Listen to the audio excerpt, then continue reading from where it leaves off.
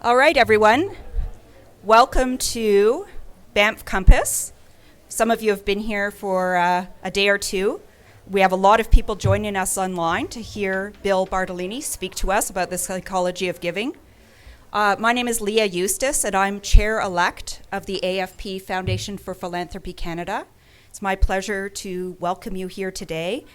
I would like to, on behalf of the foundation, give extra special thanks to Mackenzie Investments, who is supporting the foundation in this webcast in particular. So please, round of applause to them. Thank you. I'd also like to thank the Calgary and area chapter of AFP for allowing us to infringe upon Banff Compass and do this webcast for all of you today. Thank you. And I'd also like to extend my sincere condolences on behalf of certainly all of us in this room and online to June Bradham, who sadly lost her husband last week and was unable to make it here today. We're very thankful for Bill for taking planes, trains, and automobiles to, it's a long story involving passport issues. But thank you, Bill, for so generously joining us today at the rather last minute. Bill is Associate Vice President for Development at George Washington University and a very well-known mentor, coach, and educator, and certainly well-known speaker. I've had the pleasure of hearing him a few times, and you're all really going to enjoy him here today. Bill has his ACFRE. Fewer than 100 people in the world have that designation. It's the highest designation you can get in fundraising. And he also has a Ph.D. in this particular area. So join me in welcoming Dr. Bill to the podium. Thank you. Thank you, Leah. Thank you very much. Thank you very much, and very happy to be here. I'm not called Dr. Bill very often. I have to admit that, but very happy to be here with you today, and also the folks who are joining us live online. So we're going to have fun today. We're going to talk about the psychology of giving, and we're going to really create a framework that you can put all the different things you learn about people and psychology on kind of a little framework so that it all makes sense. So we're going to do that, but I want to also mention, if I can get my clicker to work, I think we're going to need some tech service. There we go. That if you are online, you can tweet this. We welcome and encourage that. And you can see my address there as well as Banff Compass. Can we put new batteries in this perhaps or something? There we go. So our goal today is really to give you that framework that you can use to understand your prospects as you're doing fundraising. We're going to look at predispositions, motivations, and then the decision-making process that donors go through as a way to kind of make sense of everything that we know. And this is the approach we're going to use then. So predispositions, we're going to talk a little bit about culture, about generations, Prince and File. Anybody remember who Prince and File came up with, what they came up with? It was actually the 7 faces of philanthropy. Oh. Motivations, and in motivations we're going to take a look at empowerment, needs, the attitudes that people have, and then finally we're going to talk about decision making, which is actually what my doctoral dissertation was about. As we do that, we may not give you all the answers, but we're going to give you tools that you can use. So I think we're often looking for the silver bullet, you know? We're looking for, what's that phrase I can use for a donor so that they'll make a gift? But there really isn't one. But this should give us a framework to figure that out. And I should mention, by the way, that this presentation is available at the Banff Compass website, so you can download it there by clicking on the appropriate chevron. So, as we try and get the slide to go to the next one, we will try and do that. Can I give you, Leah, do you mind taking that over and maybe we can see if we need to do something with that. So predispositions, the perspectives that people bring to the table, and the next slide, if you will. As we go into this, I want to talk for just a moment about stereotypes. And stereotypes, by the way, are not good or bad. They just are. It's really on how we use them, how we use the stereotypes. So we need to consciously use the stereotypes and make sure that we know exactly that we are using a stereotype, okay? And the way we can use them is not to be evaluative, thank you, to say that, to say that you are good or you are bad, but use them as a descriptive way to start the conversation. So let me give you an example of that. You may have noticed that I'm using my hands a lot.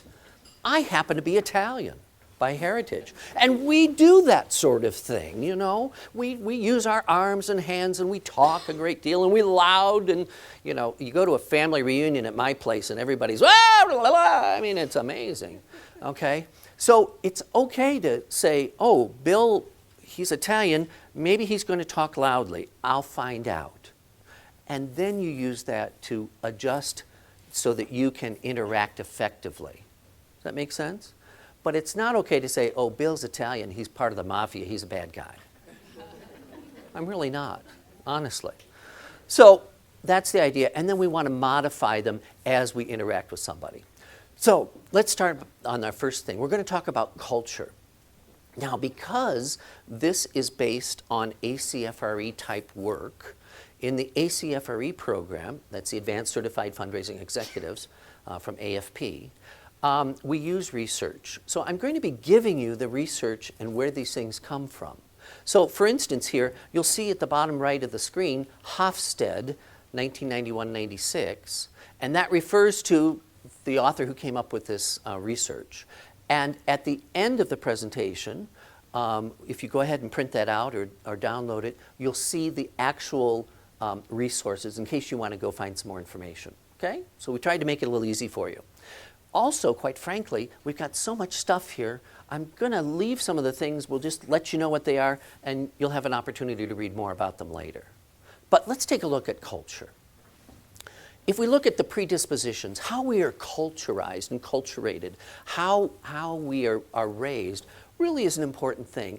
And Hofstede did some really interesting research. He measured all these different cultures around the world, looked at how people reacted, and he came up with 4 different dimensions, okay? So individual versus collective, power distance, we'll explain what these are in just a moment, uncertainty, comfort level, and then masculine versus feminine. And I don't think he was meaning that in any incorrect way. It was a nice, short way to say that some cultures react more masculinely, manly, and some are more feminine, cultural nurturing. So let's take a look at what those are. So individual versus collectivism. Individualists, here's what individualists are like. Individualists view themselves as a unique combination of traits. Fulfilling their needs are more important to them than often fulfilling the family needs. All right? They are socialized to go ahead and to be successful and go out and do things in the world. All right? Makes sense? And so they often express emotion, speak louder, sound Italian, don't they? And they believe in directness. You tell people how things go. Let's contrast that with the collectivists, and then we'll kind of discuss what those are. Collectivists, on the other hand, consider themselves part of a larger group. That's their first orientation, okay? Individualists versus collectivists. They really, it's their family that's very important, their culture, it's about working together. They feel like it's really important to fit in, you know, to act appropriately. And interestingly, in their culture, there are a lot of kind of unwritten rules or hints. I'll give you an example of that in just a moment. And they expect people to know those. Well, here we are in Banff, Canada, beautiful Banff.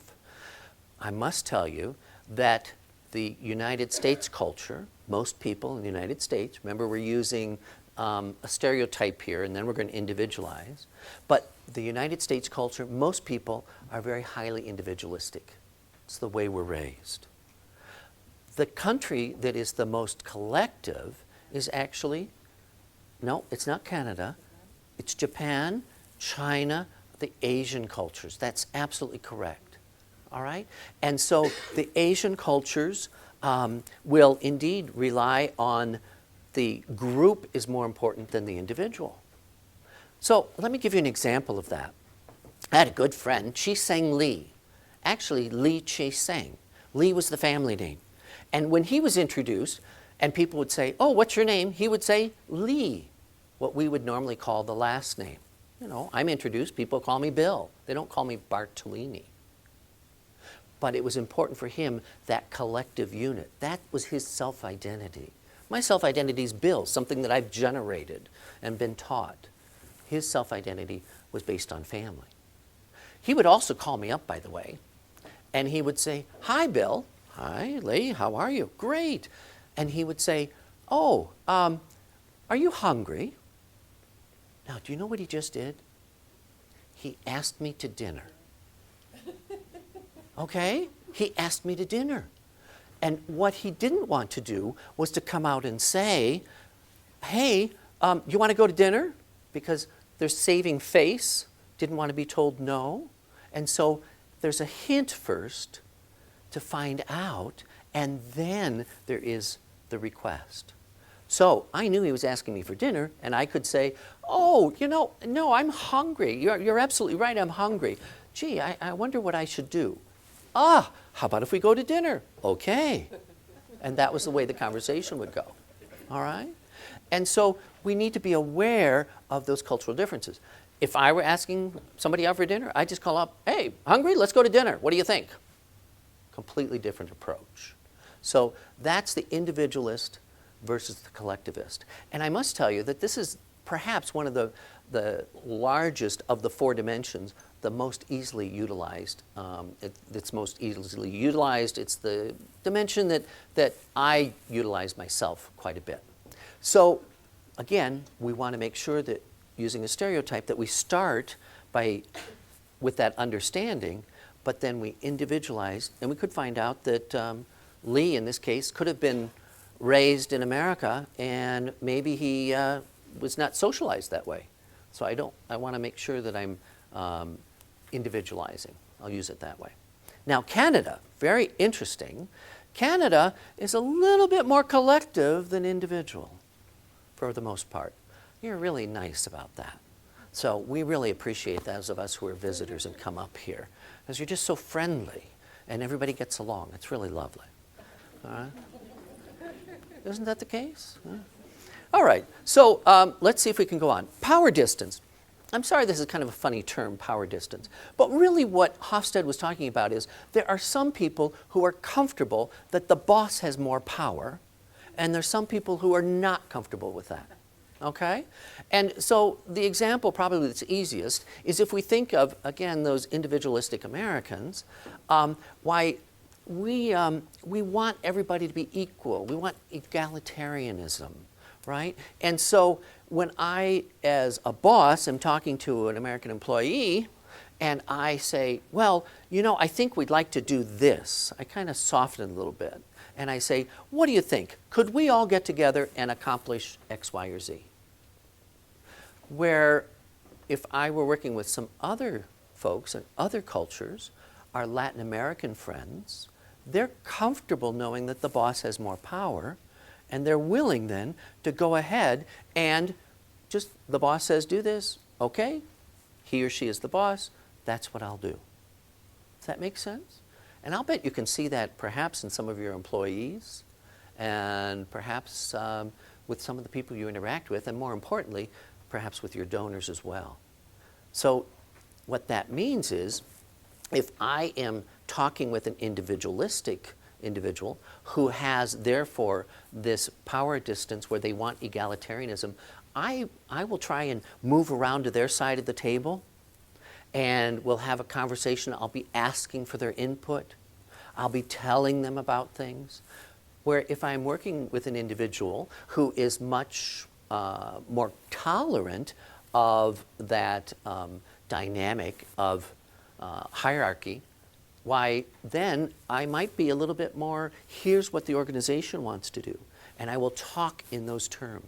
I will make it much more directive in order for us to connect in a way that meets their fashion. And in fact, that's really what this is all about. It's about how do we link and understand where people are coming from, and therefore that we go ahead and we speak on their terms. So 2 things so far that I find really useful: individual versus collectivists, and whether somebody is tolerant of power difference or not. I do want to come back to individualism versus collectivism for just a moment to say that, interestingly enough, there can be subsets within that.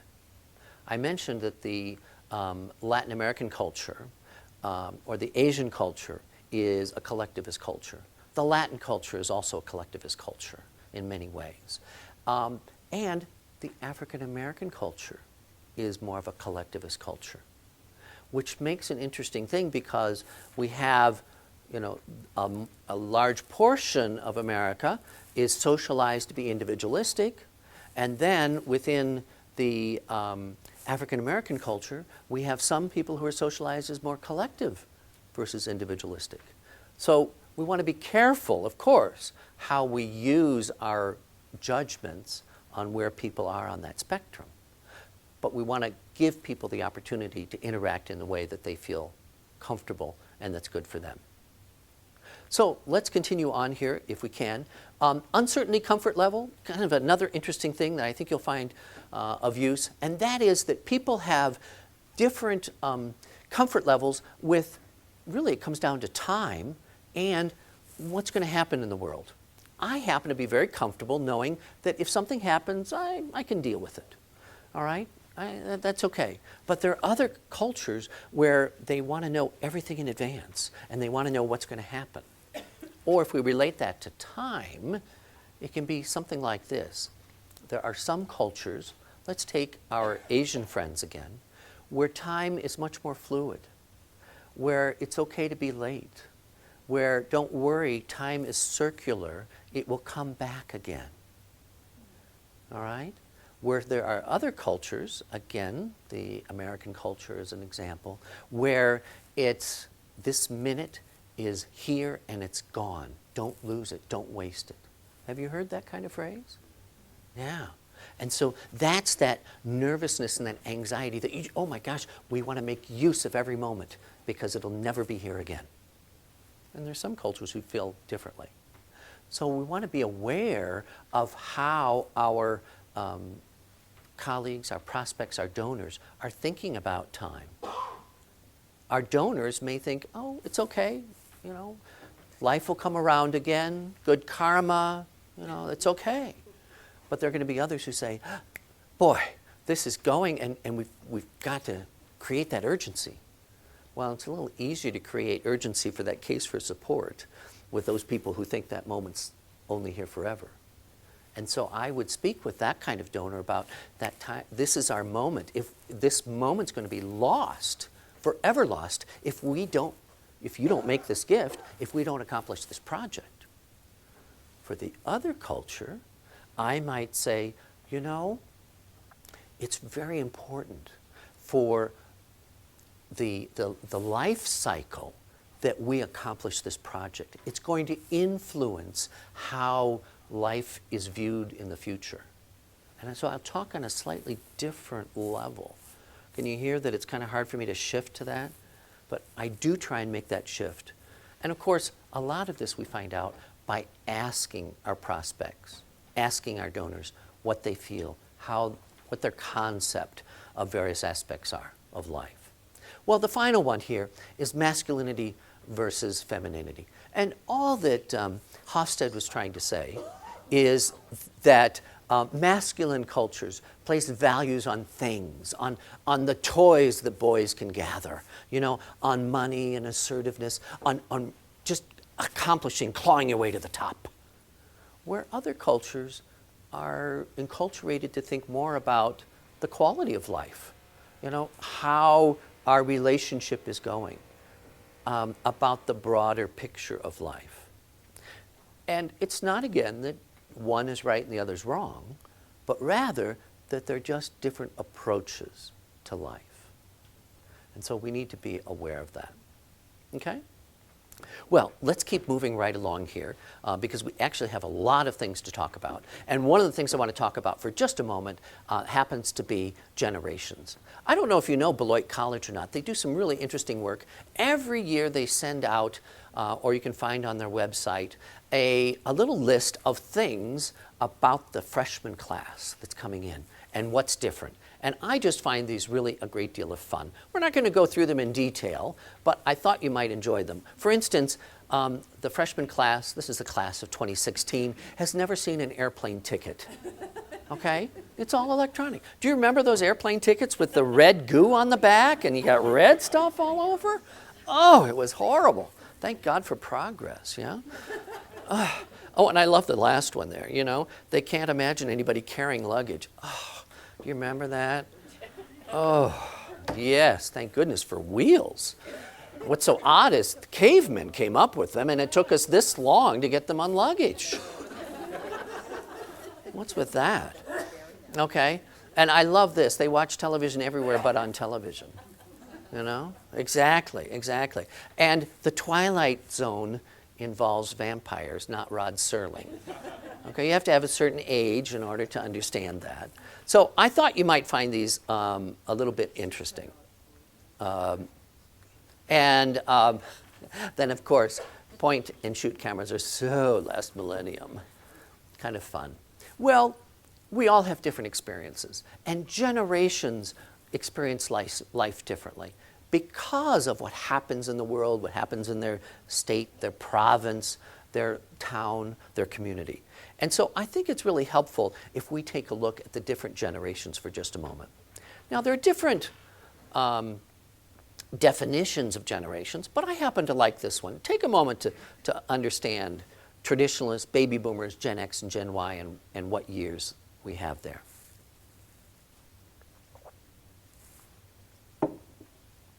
And let's talk about them for just a minute and some of the things about each of those. So, I'm going to keep trying this. Can we advance the slide, please? Thank you. So, a little hard to read perhaps, but again, this is one of those slides you'll probably want to download the presentation and take a look at it. The traditionalists really represent the greatest generation, as it's been called, the folks who fought in World War II, who came together, and those were defining moments for them. They built the industrial complex, the mighty industrial complex, the TRWs, the GEs, those large conglomerates, large business operations. They understood that coming together was important. They understood that to win, to be successful, they needed to have strong leadership, and then others would follow. And in fact, if we were doing a campaign today appealing just to the traditionalist or that greatest generation, we could probably find the correct co-chairs and raise in the silent phase 20 or 30% of the money and go public and raise the rest. Baby boomers, on the other hand, well, quite frankly, we're selfish bastards. We are. You know, have you ever heard the theme from Burger King? Anybody know that? Have it your... There you go, you're whistling it. Excellent. Have it your way, have it your way. I've always wanted to hear Kate Smith singing that. Have it your way, Burger King. Sorry. Strange things go through my mind. But Burger King, well, but the baby boomers, you know, we do want it that way. And Burger King recognized that and advertised that way. So if we look at the things that were life-defining moments for them, why, of course, it's Woodstock, free love, Quebec crisis, Bill 101 here in Canada, television's dominance. But it's also about our, you know, achieving and self-fulfillment. It's just that we're a little selfish in that self-fulfillment. Generation X, you can see some of the things there. Women's lib AIDS were some of the things that were defining that generation, the things that they were dealing with. And Generation Y remembers the death of Princess Di, remembers and is engaged in the digital age. Remember that for the traditionalist baby boomers, technology is new. It's stuff that comes in. Why Generation X and Y, in many cases, it's just the environment, right? And so that means it's a little different. So we're not going to go through all of these slides, but I think it's helpful to look at the attitudes and values for just a moment of the different generations. So traditionalists, because they believe in that hierarchy, They've seen that. It's worked for them to move ahead in life. They're much more about loyalty, conformity, and respect for authority. Baby boomers, we've talked about, we're much more team-oriented. It's about our personal growth. And it's why if we're doing a capital campaign or a big comprehensive campaign today for baby boomers, we need to talk to a lot of people in the quiet phase. Because what happens, since we're pretty knowledgeable about what a quiet phase and a public phase is about, is the baby boomer, if you come to them in the public phase for a big gift, they're likely to say, what am I, chopped liver? You couldn't come to me? I'm not important enough to come in the quiet phase? Right? And so what happens now is that we need to raise 50, 60, I've seen it as high as 80% in the quiet phase in order to talk to all those baby boomers, and then we can have the public phase. It's caused by the generational difference. Gen X, independent, self-reliant, a little bit skeptical about things, much more informal. Traditionalists, of course, the most formal. And then Gen Y, confidence, diversity, and they're really an optimistic group. Characteristics and skills, we're not going to go through this just because of time, but I wanted you to have this information that you could take with you. And by the way, this information really comes from N generation, N-generation. It's on the slide. It's one of the resources. A group that's based out of Toronto, who I think is doing wonderful work in helping us understand the generational differences and how to appeal to them. So note, though, that Gen X are more comfortable with multitasking, and Gen Y, of course, are the techno-savvy. Techno-literate in Gen X, techno-savvy in Gen Y. I find this very helpful as a comparison. Formal, personal, friends, casual, and social, as far as how they approach life. And most of all, I appreciate the work style. So the traditionalists get it done, focus on prospect. Again, hierarchies are important. But the baby movers, we want to work on teams and focus on the people. But notice that Gen X and Gen Y focus on results and the flexible work style. And then Gen Y, they just want to get the work done by the quickest solution using the technology. This is the group, by the way, that I like to use the technical term clumps, right? They go to the mall in clumps. They date in clumps. They volunteer in clumps. And, of course, they give in clumps, witness social media. And by the way, it's Habitat for Humanity who has really figured that out and is getting this generation involved in volunteering in clumps to build houses, and then, of course, uses them in the fundraising as well. So that means that I'm going to approach each of those generations differently when I'm speaking with them. For the baby boomer, I'm going to be feeding their ego a bit and saying, we couldn't do this project without you. You are critical to this. With the traditionalist, I'm going to talk about this has been vetted. We have so-and-so and so-and-so on board, respected leadership, but we really need to come together in order to accomplish this. Gen X, I'll probably focus on being straightforward. This is the project that's going to affect your generation. We'll talk about justice, because for both X and Y, social justice is really very important. It's what gives me hope for the future. Does that make sense? Okay, so we want to adjust in those ways. Okay, 7 Faces of Philanthropy is the other element. This is Prince and File. We're not going to go into detail on this because I think you've probably been exposed to this already, haven't you? But let's just take a couple of quick looks. Communitarians, of course, are the folk. Well, let me back up and just quickly say that Prince and File did some research. They went out and talked to lots and lots of donors, and then they used some statistical modeling to break them up into categories and groups. Now, they called it people's motivations. But you remember our framework here. I think motivations are much more in the moment. And these are really about how people are socialized. So I'm calling it a predisposition that people bring to the table. And I think it's more useful for us to approach it that way.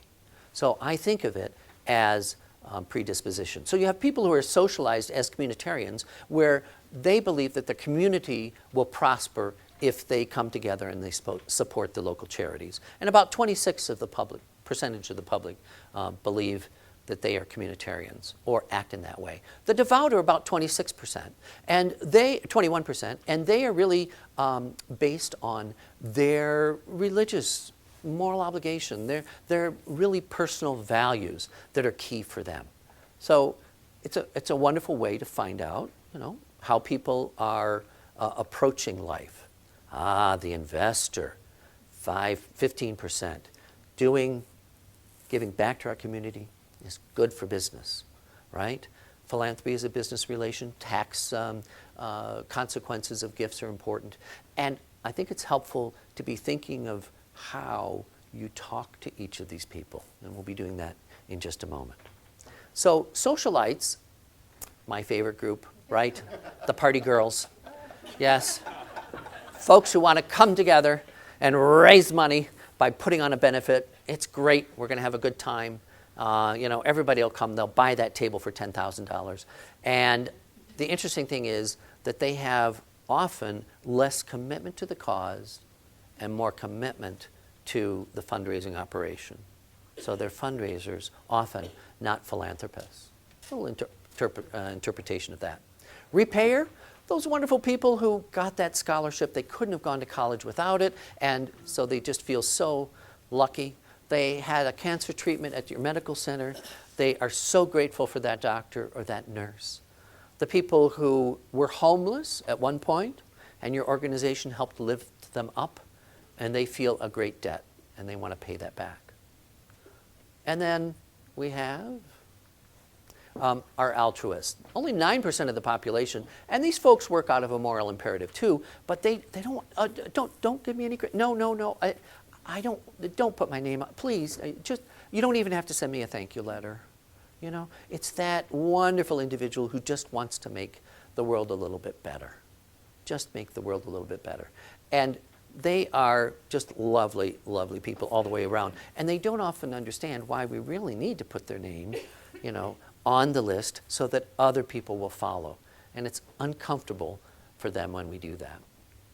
And then, of course, the dynast. Well, it's a family tradition, Our family has always done that. And they're socialized. Now, the challenge right now is, of course, that we need to be aware that the children and the grandchildren are starting to take over many of these family foundations or the family wealth. And so how do we help work that through with them? And one thing that's worked for me on occasion is to actually talk about wanting to help them engage the children in the next level so that we are providing a service to them and helping to educate the family about philanthropy rather than just going and asking for money because that's what the family's always done. So let's take a look for just a moment at the 7 faces and think about how we can use that as a predisposition to find out where somebody's coming from so that we can adjust our messages to them based on that. Let's do a quick quiz. I'll tell you what. I'll go ahead and I'll speak as one of these characters and you identify which one it is, okay? Quick test, fun, easy. Well, they're all easy. So can you imagine, I've probably already done this for you. It's no problem. We'll just have a benefit. Socialite, you got it. You get it at home too, in the office? Okay. I'm just not sure. I need to talk to a couple people. Maybe I'm going to check in with the rabbi and see what he or she has to say. Devout. That's right, exactly. Oh, okay. My water on the podium, it's slanted and it just kind of went zoom. I'm glad it didn't go any further. The rabbi. That was the rabbi.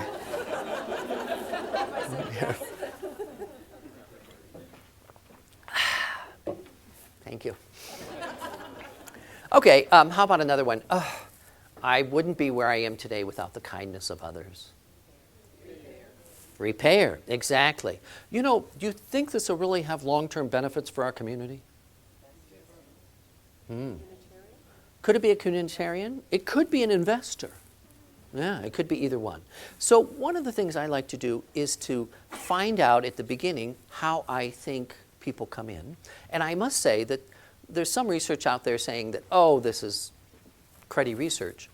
But I think there's still some inherent truth, inherent validity to it that makes it useful and helpful as a framework for us. By the way, my students at Columbia University, where I was teaching major gifts, this was, of course, on one of their tests. And they memorized it by putting the first letters into a sentence. CD is rad. So maybe that's helpful to you if you ever need to remember the 7 faces. Well, so that's predispositions. And I want to make sure that we have the opportunity to ask questions and have a little dialogue around that at this time. Leah is here tweeting, and Leah, do you have some questions that people have? Not yet? Okay, but feel free. And there are 2 microphones here in the audience so that everybody can hear. Anybody have questions thank you, sir. Have questions at this point about what we're talking about, how we use the predispositions that people bring to the table to set a sense of that initial conversation. Does that make sense to you? Yeah? Okay. Excellent. Leah, we're okay? Okay, then let's continue on.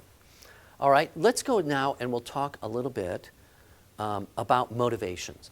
And I think of motivations as the needs, the wants, the desires that somebody have. Okay? And those can vary, right? They vary at different times of day. They vary at different times, of the year. There are certain times of the year when I wish I have a desire for more sunshine. And so I go to Florida, Or it could be something as simple as I'm hungry. I really need something. And I think it's very important that we consider that those motivations change. Oh, maybe if I turn that way. So let's take a look at a couple little things that we can research that we can hang on that framework. I really actually like Paul Schervish's work. I'd suggest that you go to the website, take a look at some of the things. Paul Schervish at Boston College and his colleagues they did the first Bank America survey of wealthy Americans and what they really think and feel and how they're different. They also are the folks who did the surveys and the research that said we're going to have this great transformation of wealth from one generation to the next. And so they were the ones who were thinking in those terms. But I think one of the things I find fascinating, and what Paul was saying, is that the wealthy have a chance to think differently about life than those of us of more modest means. And that the wealth have the ability to really affect change. Now, I think we've probably all come across people who are very wealthy, but who are still in that acquisition stage, where they're being competitive and they want to get as much as they can. It's a part of the contest of life. But there are others who they've recognized that wealth offers them a tremendous opportunity, an opportunity that they wouldn't have otherwise. And that they can think about life from different perspectives, that the wealth allows them to express the future and change the future and create a different kind of world. And I guess in some ways achieve immortality. Some people have heard me say that I've discovered that I am not going to find the cure for cancer. I'm not going to be Mr. Mega Wealthy. I've resigned myself to that fact. But I can spin the world just a little bit faster, or keep it spinning, by seeing that somebody gets an education, by seeing that somebody isn't hungry, by seeing that somebody has clothes or something else. And that, for me, is what makes me wealthy and helps me continue in what I do without having mega wealth. So I think sometimes I like to assess and figure out where people are on their sense of wealth and money and where their comfort level is. Because if they have resolved themselves to seeing themselves as wealthy by giving to others, that can just make a huge difference. And in fact, that's what I certainly like to try to get us to do. So another little thing that we can attach to our framework here in terms of motivations and needs and desires is old Maslow. I don't know if you all remember this from grade school or high school or Psychology 101 in college. I don't know. But Maslow, just as a quick reminder, Maslow said that we meet our biological and physiological needs first. Here's a great example. Delicious. So I'm going to get drink and food and water first before I meet other needs. Next level would be safety. I want to make sure that I'm okay, my family's okay, that we work on belonging needs and meeting those. Interactions, I'll talk to Leah, talk to Derek, other folks, we'll get our hugs from our AFP colleagues. That's always wonderful, right? That's part of that belonging, and it's good for our self-esteem as well, so we can move that up. And then when we really have got all those met, we achieve our top motivation. Anybody remember what that was? Self-actualization, yes, Judy, thank you. Self-actualization. That's being bigger than yourself. That is the opportunity to give back. It's really the opportunity to keep the world spinning, as we talked about earlier. Or Emerson Thoreau talked about transcendentalism. It's about being bigger than you are by being part of a community and helping. And I think in philanthropy, we are really helping people self-actualize. That's what we're really doing. We're not asking for money. We're not asking for a handout. We're actually, as has been mentioned in other sessions here, we're offering people the opportunity to self-actualize. We're offering people the opportunity to make the world bigger and better. And what I try to do when I'm interacting with donors is to find out where they are on Maslow's pyramid and see if I can't move them higher on the pyramid and talk to them in more poetic language, because that's what self-actualization is about. I mean, it's that being bigger than yourself, that larger, about connecting in a fundamental way with humanity, with the world, in a way that just brings tremendous good karma. And I think that working the way up is really important. Can I tell you a little, I hope it's a funny story, a little story. When I was raising money in public radio and television, I thought, this Maslow stuff is pretty good. Let's try it. And we actually were doing those wonderful on-air fund drives that everybody loves. I don't have them so much here in Canada, I know, but we do in the US. And, the folks are talking about, you could give to public radio and how important it is. And we framed all of our metaphors in the first break on biological and physiological needs. Okay? And so it was, it's only a cup of coffee, and you may be hungry, and public radio is feeding your soul, and all those kinds of things. And then we went up to safety, and then we had belonging and self-esteem. You're going to feel so good when you make that gift to public radio. I have to tell you, the first 4 breaks died. And my boss was so angry with me, and he said, you got to stop this. Get back to the regular pitching. And then we got to the last one, the 5th, and we talked about self-actualization and a bigger community and all, and the phones went off the hook. It was amazing. Now, I don't know if we really moved people up the pyramid or not. It was a wonderful experiment. But by talking in that big poetic language of self-actualization, people really did give a great deal. So something to play with as you work with your prospects. All right, so we've talked a little bit in terms of motivations about how people view wealth, and we've talked a little bit about Maslow, and let's talk for a few moments about attitudes. Attitudes. Attitudes. Well, let me give you a couple little things that I've learned about attitudes. One is that attitudes really come in 2 different forms. You can see there on the screen symbolic attitudes and instrumental attitudes. Symbolic attitudes are really based on who we are, that real sense of ourselves. All right? It's part of our values. Perhaps you're religious or spiritual, but it's how you view yourself in the world. I happen to think of myself as a good guy. I think I have good karma. I think I'm generous. And if you can appeal to me from that kind of symbolic attitude that I have about myself, it can be very, very strong. All right? Instrumental attitudes are a little bit different. Let's assume this is a cup of coffee. Some people understand this. Shall we pick a Canadian coffee firm?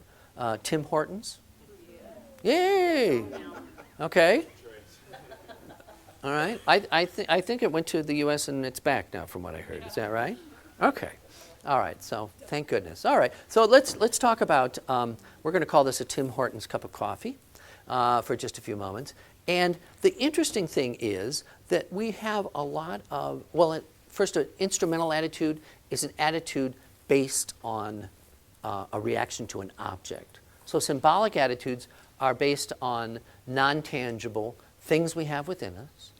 Instrumental attitudes are based on reaction to an object. And the interesting thing that goes with that is that attitudes are really a summary of beliefs. So we have a lot of little beliefs, and we kind of summarize those in a mathematical equation, and we then summarize that into that attitude, and that's what we file in our head. I don't know about you, but I can't keep track of everything. And so I summarize, and I keep that summary in my head, and I recall that when I need to. So let's come back to Tim Horton coffee and use that as an example. What are some things that you know or feel about Tim Horton coffee? Sorry? It smells good. Okay? Always fresh. That's a biggie. Yeah, always fresh. Huge lineups. Huge lineups. Okay, everybody likes it, huh? Oh, I'm sorry, we had a lot of different things going on, but I liked over here, it always makes me crave a donut. I thought that was pretty good. Yeah, thank you, Leah. I'm sorry, we had some others over here. Things Roll up the rim to win. Roll up the rim to win. Okay? It's inexpensive. Inexpensive. Reasonable in cost. Good flavor. Good flavor. Excellent. Any negatives about it? I don't like it. Highly addictive. Usually around the sizing. Okay. Too small? Terrible coffee.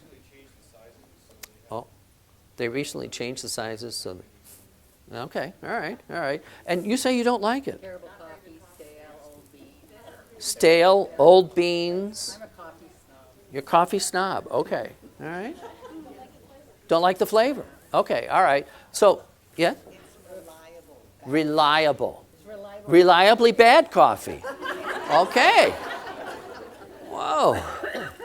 Well, and we could do the same thing with Starbucks, bitter, hot, expensive, or if you are not a Starbucks person, you're a Dunkin' Donuts person in the U.S., and you can tell what they're like because it's smooth and kind of, I don't know, it's just not real coffee. So the idea is that we take each of those elements and we add them all together and come up with a summary. And the interesting thing is that with beliefs, we can change them. Or pardon me, with attitudes, we can change them by changing, we just had a spilled coffee over here. That's nice. You can change the beliefs, you can change the beliefs. And when you do that, you change the attitudes. And that becomes very important for us in philanthropy as we're communicating with our donors. It becomes very important. So we can introduce some new beliefs, we can change some beliefs, or we can decrease the importance of some beliefs or increase the importance. So can we come back to our Tim Hortons coffee for just a moment? If you wanted to change something about the coffee, let's pick something that somebody said that was negative about the coffee. It makes me want a donut. We could change that belief by perhaps introducing other pastries. We could change that belief by saying, oh, the donuts are all gluten-free. Oh, the donuts, there are not many calories. Or the commercial person could change that belief and say, you really need two, and put them on sale. So there are things that we can do. And we can do the same thing with our donors in that we can provide them information about what is happening and adjust their attitudes through that. Now, how do you find out what their beliefs are? Anybody have some suggestions? Ask. Ask, right, listen. Absolutely. And so we certainly can do that.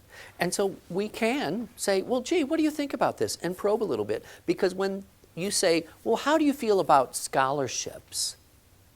And they start telling you those points, well, I think the kids today, they don't really need the scholarships. Those are all beliefs that you can then help adjust and address. All right? So, they don't really need scholarships. Well, isn't the government paying for their education? I mean, why do you need that? So in the States, for instance, I was raising money for a university, had a gentleman I was working with, an old codger, and he said, I could go to school. I worked in the summer, and I made enough money for my tuition and to live on. And these kids, they just need to work in the summer.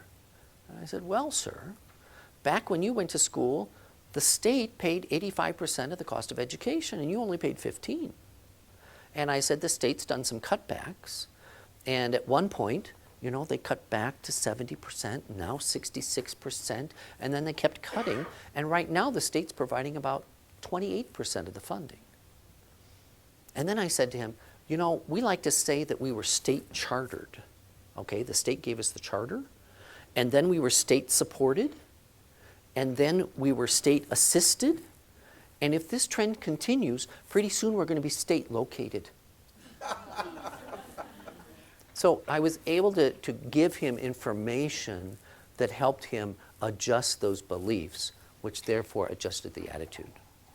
And fortunately, we did get a gift from him.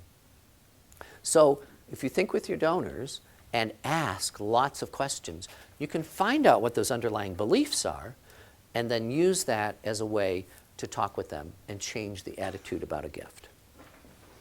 Make sense? People comfortable with that? Yes? Okay, good. It's a quiet group here today.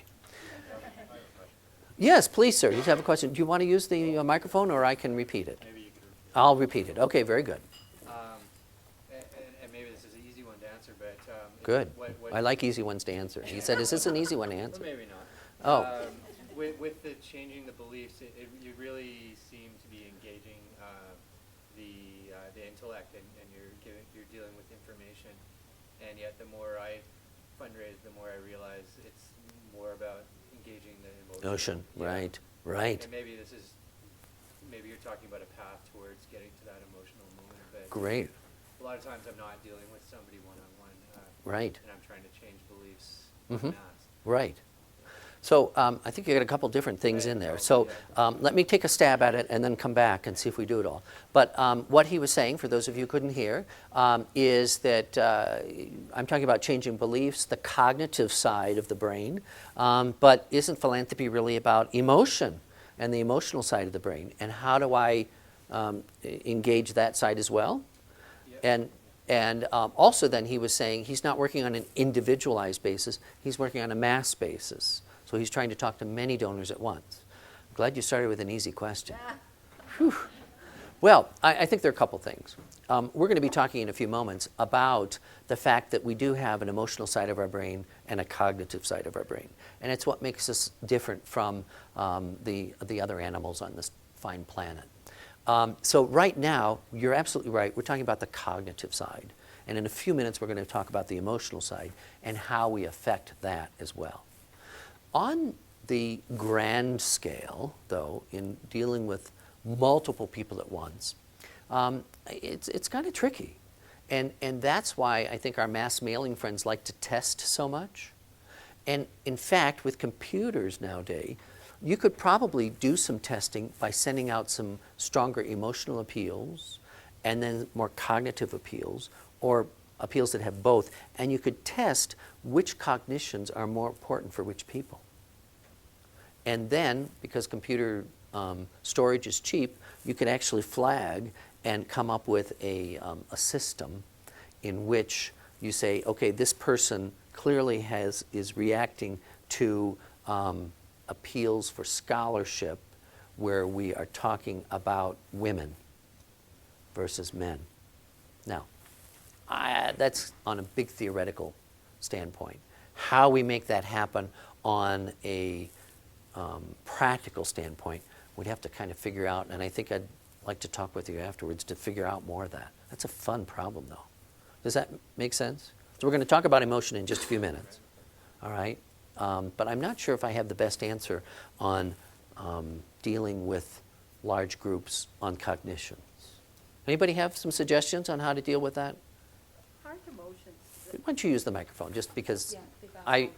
yeah, for the folks who are online, and I'm an inadequate summarizer. Well, these beliefs are also formed through emotions, Correct. right? So you have these emotional reactions, and then you find the cognitive reasons Excellent. for having those emotions. So Right. if you can reach them by changing the beliefs, like I would deal with the homeless, the marginalized, the drug addicted. Yeah. I deal with this a lot.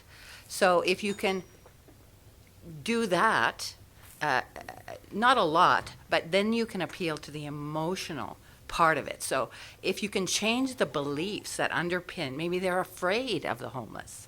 So if you take that scary out of it and make it on a cognitive level, then you can go back to the emotional level. So Excellent. that's just my So it's point very of view. fluid. You're absolutely right. It's very fluid. You can go from one to the other. We're dealing about the cognitive side right now. We're going to talk about the emotive side in just a minute. I'm of the belief, and my research supports, the fact that the emotion impacts the cognition.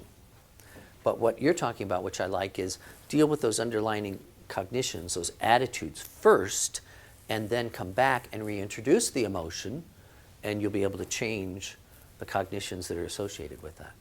That's very good. Anybody else on this? Questions about how this is working? How to utilize this? Making friends. Canadians are so polite. You know? It's amazing, eh? In the U.S., I mean, we would be, wait a minute, that's not right. We're individualists. What are you talking about? You know? And if they're a baby boomer on top of that, oh my goodness, you're not talking about me. Okay? Okay. All right, great. So I think the other important thing is that experience really engages people in enduring attitude change. All right? It's why we put scholarship recipients in front of people. It's why you may put some homeless people who have perhaps overcome some of their issues, and you put them in front. And I'll bet in your own area, you probably are working hard to give prospects, donors, those kinds of experiences, aren't you? Yeah, I'm seeing a lot of people shaking their heads. Are you shaking the head out on the Ethernet? Okay. So exactly, and I think it's one of the great things that we need to be thinking about in terms of cultivation. Because if we think of the timeline of how we have to move people closer to a gift in a moves management sense, we need to be thinking not what we're telling folks, but what we're helping people experience. What we're helping people experience. A lot of folks just assume that people are empty vessels. Oh, I just need to give them information. Well, children are the empty vessels in many ways, but as adults, we test information. We think about information. And I know right now that you are doing that with what I'm saying to you. You're saying, oh, he's crazy. Oh, is that really true? Well, let's see. My Aunt Ida had that experience. You're doing all that conversation within your head and testing that information. But when I give you an experience, and especially if it's a high affect, a high emotional experience, then that solidifies some of your attitudes and more of your beliefs. Make sense? So be thinking in terms of how we provide people with experiences. You know, are there other people you put in front? Do you take them on a walk? I was talking with one woman who worked with the Nature Conservancy. And she had been talking with this gentleman about a gift. Didn't work. And finally she said, let me take you on a road trip. And they went to this little itty-bitty patch of pristine forest that they wanted to preserve and took him on a walk through the forest and said, shouldn't your grandchildren be able to enjoy this? And the man made the gift because of the experience. She tried the talking and that hadn't worked. Okay? Comfortable? All right. So I think one of the things that's really very interesting that we need to think about is there are kind of loyalty gifts and passion gifts. Loyalty gifts and passion gifts. All right? And I say it that way to make fun, but also to recognize that loyalty gifts are, it could be the gift that you get at the office. It could be a direct mail gift where it's just the renewal, no strings, okay, I'm not thinking about it. It's coming from my discretionary income. And then there are passion gifts. And there have been a couple sessions here at this wonderful Banff conference, Banff Compass 2013, for those of you who are online. There have been some wonderful conversations about passion and how do you find that passion. And how do we find the donor passion? Storytelling, yes, we learned about that. Exactly. And I think it comes back to the answer that was over here earlier. We ask. Ask. It's such a wonderful thing. I don't see myself as a pitchman, as a salesman. I see myself as a facilitator to help people with their philanthropy. And the way I can do that is by asking them what's important to them. What's your passion? And some people know this already, but my favorite question is, can you imagine a magic wand here? Okay? It's to give somebody here. I want to give you an imaginary magic wand for a moment. Hold on to it. If you could change anything, what would you change? Don't worry about money. Don't worry about other things. What effect would you like to have in the world? Or what's most important to you? Ask those questions to find out what that person's passion is. And you'll have to find, for yourself, the proper ways to phrase that. But some of the stuff we're talking about today, I hope that you'll practice in front of a mirror, quite frankly. That you'll be thinking about, okay, how do I get that down so I'm comfortable? Derek, I see you running around doing so many good things for this community. What's the one thing you would love to change if you could? Okay? Derek, there's so many problems here. What problem would you like to solve? What problem keeps you awake at night? What do you dream about? What's most important to you? Now, I have to tell you, I get different answers to those kinds of questions. And in fact, I've had a couple donors who go, huh? I don't know. I've never thought about it. And that means that we've got a longer path to go through to make it through. But that's okay. So I look to try to get the passion gifts, which are really the philanthropic gifts. They're the investments that people make. And I want those people then to become those philanthropic activists who really move us forward. And they're the folks who take a look at anticipated ROPI. Anybody know what ROPI is? Yes, exactly. Return on philanthropic investment. Exactly. That's what they're looking for. So we talked a little bit. You with me, okay? No? Okay. So before we go to our next section of questions here, get your questions ready, okay? Those of you who are tweeting or online, we have a couple questions. Good. I like to recall that people are moving through a path towards a gift. A path towards a gift, from unaware to aware. That is, you have to, you raise money? The state doesn't pay for everything? There are people who are starving? Those are all unaware to aware questions. Then we have to give them some knowledge and understanding. Yes, in fact, the statistics on autism were just revised, and we now think that 1 out of 50 children have autism. It's a horrible crisis. That's knowledge. Understanding means that they have to internalize that knowledge. Maybe they meet some autistic children, but they have to somehow understand that. They have to have processing time. You actually listen at 300 words a minute. Did you know that?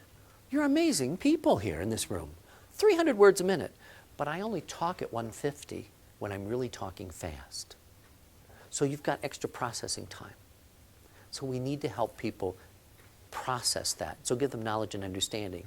Then give them experiences that will help build the commitment so that they can then make the decision in action. Does that make sense? Okay? Let's, just for fun, I just love this slide. Our tech folks, could you go to slide and not to me on this? Let's try this slide one more time. It's just so beautiful. Ah, isn't that lovely? You can get, okay, you give a nice big ooh at the end. Ooh, not yet. Now, oh, wait for the dollars. Oh, the tension. Oh, isn't that lovely? It's fun. Yeah, I like that. I have had some audiences where they want to see that like 5 times. It's like that. Okay. At the end, I'm going, oh, instead of ooh. Okay, but it's fun. And I do that just to help you remember that people go along a path, a continuum. And again, you can download, so you don't have to scramble and get it all right now, but you can download the presentation to see that. So that also means that we need to give people time, right? People time to make those decisions and move along that path. So we want to make sure that we're doing that. Well, let's see. That's motivations, okay, in our little framework, predispositions, motivations. Next is decision making, if I can get my mouth to work. But before we do that, let's see if we have some questions. Leah, I think you've got some questions from people online. Okay, this is exciting. I'll let you know we have 160 people right at this moment. Really? And we've had 300 at some point join in. Oh, and great. Some of them are in big groups, like the whole Vancouver Opera team is online. So thank you, Vancouver Opera team. Thank you. So we have a question from Dave Tinker, who's in Pittsburgh. Okay. And Dave would like to know about some of the current research being done on donor motivation that we'll use in the next decade. Ooh, a little predictive stuff here. Dave, I don't know that I have a good answer on that. Donor motivation that we can use in the next decade, that research is being done right now. Dave, you're kind of stumping me. Well, let's see. I think one of the things that I'm finding fascinating is that the donor motivation in the past has been on groups and finding out kind of that predispositions that we're talking about, like the 7 Faces of Philanthropy. I think the next wave is really going to be much more on how the individual thinks and feels and how they process. I think that's one thing. Secondly, there's some interesting things going on. Tony Myers here in Canada, Dr. Tony Myers now, congratulations, Tony, is doing some good work, as is, of course, our friend Sargent, Adrian Sargent, and he's doing research on what are the factors or decision-making points and how those flow together. So I think what we're going to see in the future here is a much better understanding of how to deal on the individual level rather than on the mass level. Okay? Good question. Thank you. Kind of stumped me there for a minute. I had to think. That's good. Any other questions? How about some questions from the audience about what we've done so far in terms of motivations, predispositions? Okay. No questions? Leah, any more from on tab? All right, great. So then let's talk about decision making. And what I want to do is I want to fold in, sir, I don't know your name. Gareth. Gareth's comment about emotion and how does that really work. And we're going to talk about that for just a moment here.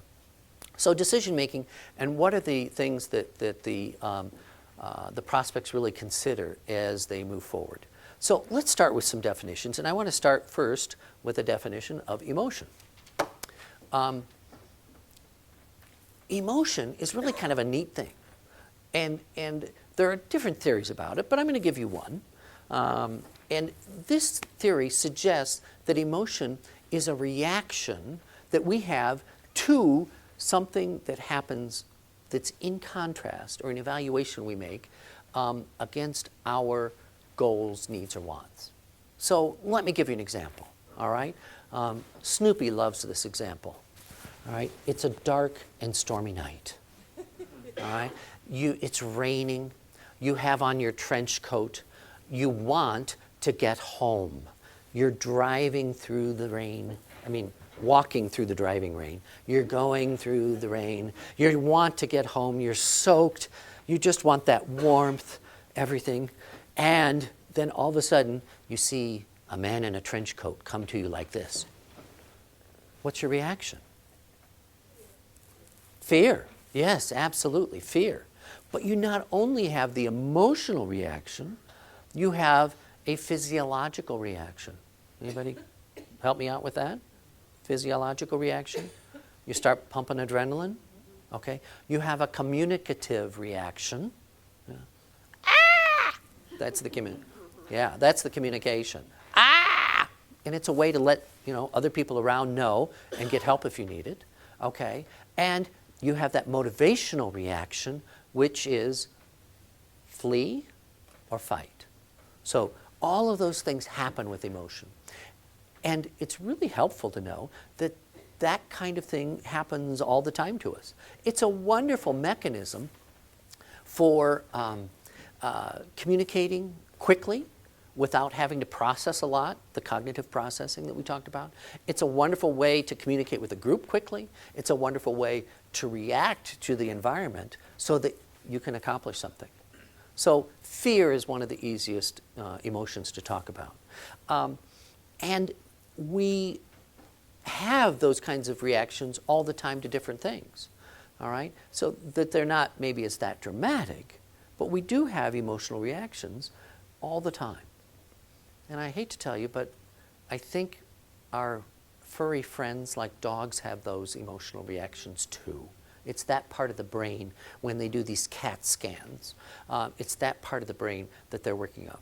And it's kind of that learned reaction. Okay, you come home and the dog is always happy, right? I wish that happened at home with Sweetie Pie, but that's okay. No, but that kind of thing. So that emotion. Now, on the other hand, the attitudes we've talked about, the cognitions, why that's a learned response. Okay, emotions also can be learned, but that's a learned summary of cognitions, which is a little different. By the way, if we talk about moods, the theory goes, are really just emotions that are in the subconscious that we haven't figured out yet. All right? So you get that mood, oh, I don't know, I just feel kind of blue today. Just leave me alone. I'm going to sit here on the couch and watch TV. I'm going to watch what program in Canada? I'm going to watch Oprah. I'm just going to do something. No, Jerry Springer's fine. Don't worry about it. No, I don't want to listen to CBC. It's too highbrow. I just don't want to do that. Just leave me alone, okay? Well, what's actually happening there is that we're processing and we're trying to figure out in our subconscious what the problem is and why we're not getting to our goals. Okay? That's what moodiness is really about. Now, just so you know, there's some theories that suggest that that's a great time to ask somebody for money. Why? Because we work on cognitions and we can use that to help people go ahead and think about a gift and bring them out of their blues. So kind of a fun thing. Don't let somebody being down a little bit stop you from engaging them in a conversation about philanthropy. All right, so emotion and attitudes. So let's talk about giving blood. What? Giving blood. And here's how we can use a model that will help us understand emotion and how it impacts cognitions. Before giving blood, the research says, this is from Aja in 1981, says that they check three things. They check their attitude about giving blood. They ask themselves, how will people who are important to them, significant others, think about their giving blood? And they think about, can I really do it? So let me give you an example of how this decision-making theorem works. Giving blood. Oh, yeah, I think I should give blood. Yeah, it'd be a good thing to do, Why, I might need blood myself someday, and I kind of think that they'll give me good karma, so yeah, I'll go ahead. Okay, giving blood, yeah. Number two. Oh, you know what they're going to do? They're going to give me a little sticker to wear. Everybody at the office is going to know I gave blood. I'm going to be able to tell my mother. And she's going to like that. Okay, so yeah, giving blood? Yeah, no problem. Yeah, okay. Number three, giving blood. No needles, right? They use needles? I don't have to. It's going to be hurt, right? It's going to hurt. No, I don't think I can do this. That's how that decision-making works. And what I think kind of fascinating is if we look at putting it together as a model, it looks something like this. That before people do a behavior, they create a decision to act and do that behavior. And that's what we're just talking about with giving blood. That we check our attitude, we check what's called our subjective norms, or how it would react with other people, and then finally we figure out if we can really do it. And by the way, this theory has been shown to be valid in whether people will recycle their garbage, whether boys will use condoms, whether women will do breast exams, and a whole nature of health issues. And I was really interested because I thought, well, gee, how do we do this with decisions about giving? And can we go ahead and use that, there we go, and use it in terms of emotion? And the theory would be that emotion would indeed impact the decision-making process, the cognitions. So if we look at it that way, we're trying to click to move this forward, and it's not moving. Could we go to the next slide, please? Thank you. Here's what the research showed. That all of these, we measured all these different emotions. I mean, actually what we did was we had 3 different videos about 3 different nonprofit organizations, and we showed people one of the videos. They were rotated, you know, so that we didn't have a bias there. But we showed them the video, and then we asked them to complete a little survey. And that survey measured their emotional state and their cognitions. And here's what came out. That anger, that didn't impact their attitude towards giving. But sadness had a negative impact towards giving. And interestingly, contentment, happiness didn't have an impact. But if they were puzzled, didn't understand what was going on, that was a negative impact. But compassion was the #1 impact. If they felt compassionate about the cause, well, then they were more likely to create a positive attitude towards giving. And that became really important. We're going to talk about how we use this in just a moment. If we advance one more slide, please. If we look at the impact of emotion on the decision to act, do you remember the 3 cognitive variables, and then they make a decision? Anger was a negative impact. If they were feeling anger or sad, or if they were feeling content, they were less likely to make the decision. It became important for them to be just a little bit off balance, to feel like there was something wrong here. And of course, compassion came out #1 again, right? The interesting thing is that I think this leads us to several questions that we can use with our prospects and with our donors. And when I'm coaching our development staff, I'm asking them these questions. Is the donor or the prospect emotionally engaged in the cause? Because that's going to be that first issue that our gentleman over here mentioned. So is the donor emotionally involved? Are we getting them engaged? Are they of higher affect? All right? And you have to make sure that you know which ones they're doing. So what's the way we find that out? Ask, absolutely. Judy, how are you feeling right now? Does this all make sense to you? Okay.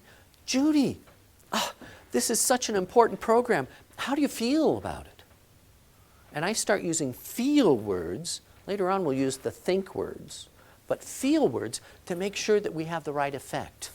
Okay? To make sure that people are feeling the right kinds of things that we want them to feel. And we're not manipulating. I don't want to do that.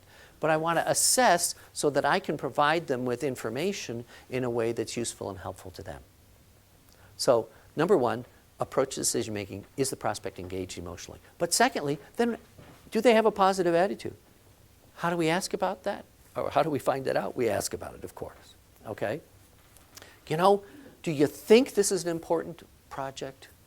Do you think together we can make a difference? Do you think this is something you might consider? And I'll tell you, I love pre-asks. You ever use a pre-ask? Don't ask. You know, I would love to ask you for a gift today, Diane, but I'm not sure if I should. Is this the time we should talk about a gift to help move this project forward? Okay?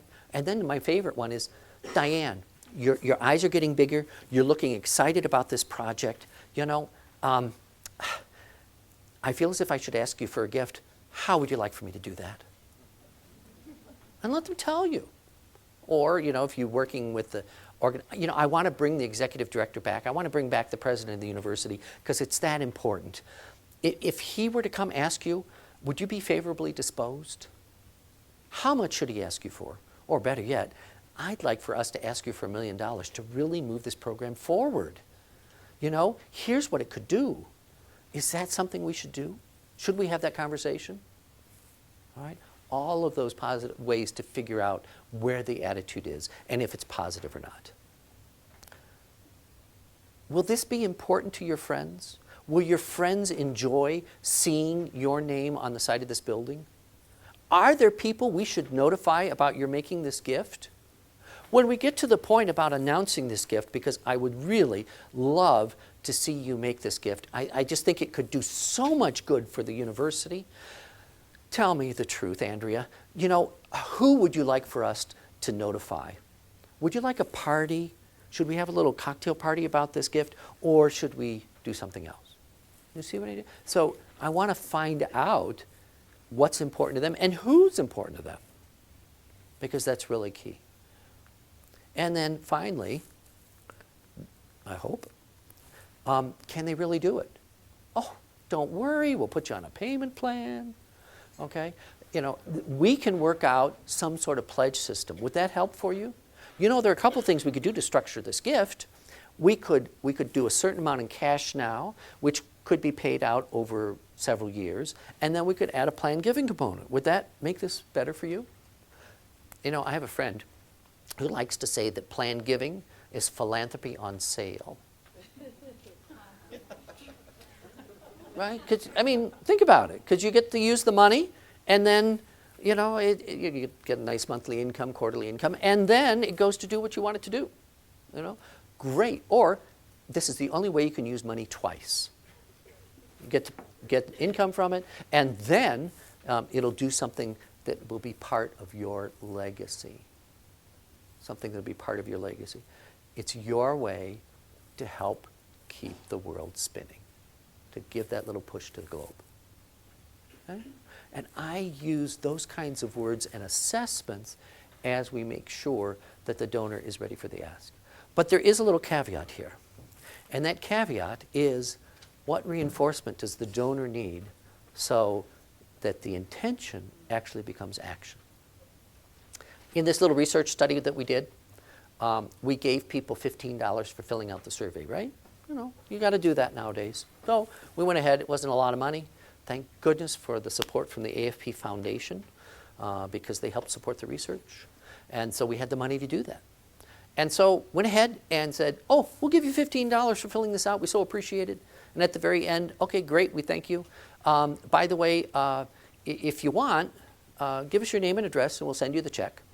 Or if you want to give any of the money to any of the 3 organizations, that'd be fine. Just tell us which ones and we'll send them the money on your behalf and you'll get a notification saying that that's been done. And the majority of the people did indeed give the money to 1 or 3 of the organizations, which was really fun. But the way the statistics worked out is that there was not the strong correlation between intention and the actual action of the behavior. And this is pretty typical. I don't know about the rest of you, but I sometimes really want to do something. I think it's important, but I just don't quite get to it. Okay? There are things like that, like renewing a passport is one example. You know? Where you just don't get something done. You know, you want to do it, you think about it, but you just don't get around to it. Okay? So you kind of sometimes need that little nudge. And so you want to work with your donors to make sure that we have that nudge. That really becomes important. Well, as we go to the next slide, there we go. In summary, here's some of the things I want to, we're wrapping up here time-wise. Take a look at the predispositions that people bring to the table. Ask your staff how they feel about money. Ask your prospects how they feel about money. And I really want to come back to this first bullet, ask your staff how they feel about money, because we have to remember that this is not about us. It's about the prospect. It's not the prospect turning us down, as we heard as a story yesterday.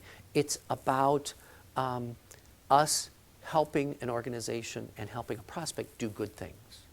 So one of the things that I talk to my staff about sometimes is if you are concerned about your checking account and how much is in it, or those bills you need to pay, or the credit card balances you have, do a little visualization.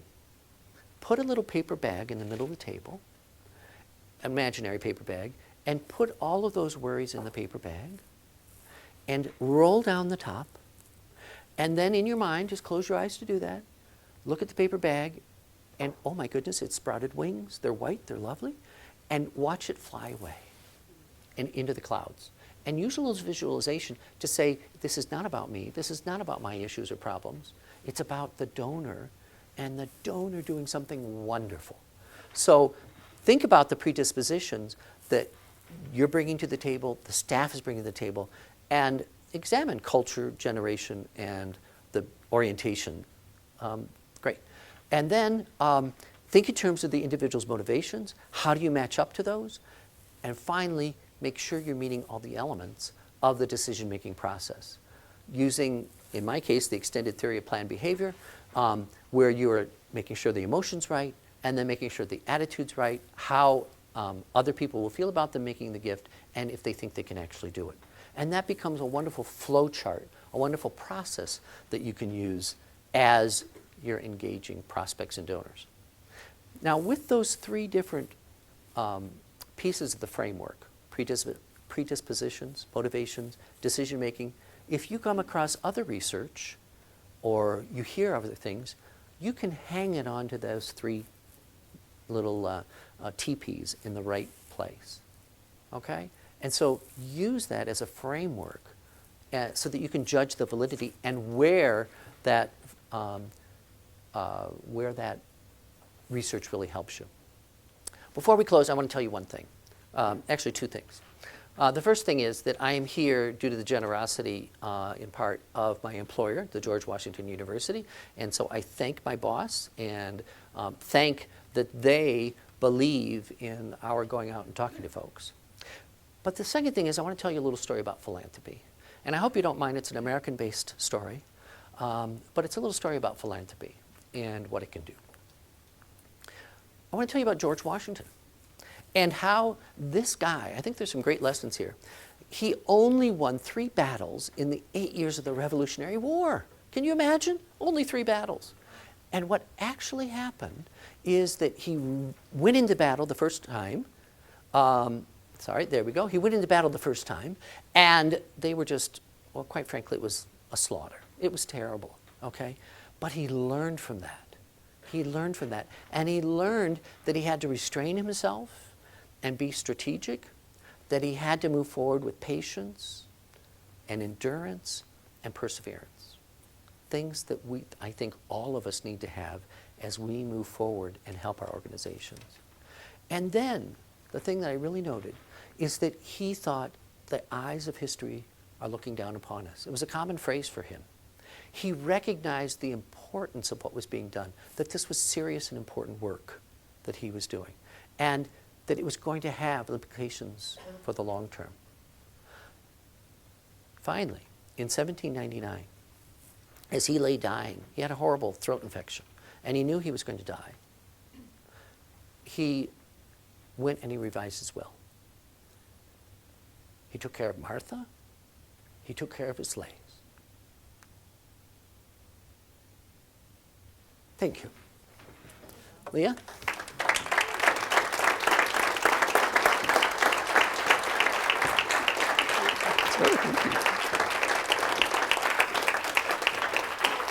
Thank you very much, Will. That was truly wonderful. And everyone here, I think, judging by the tweets, they were loving it, as were all the people online. We had quite a few people asking about the slides, and so I made a link to, they're a little hard to find, tinyurl.com/Bill Bartolini. Oh, okay? You can do that. Again, I want to thank Mackenzie Investments for the generosity in helping us to be able to do this. And a reminder, for those of you who don't know, Mackenzie's also supported what is now a fairly robust national scholarship program to allow people to receive scholarships, whether AFP members or not, to attend events like this, or AFP International, all sorts of professional development. Again, I made a little short URL to find the information, tinyurl.com/AFP scholarship. So thank you again, and I hope for our online friends, we'll see you all in November when we do a live broadcast from AFP Congress. Thank you, Bill. Thank you. A lot of fun. Thank you.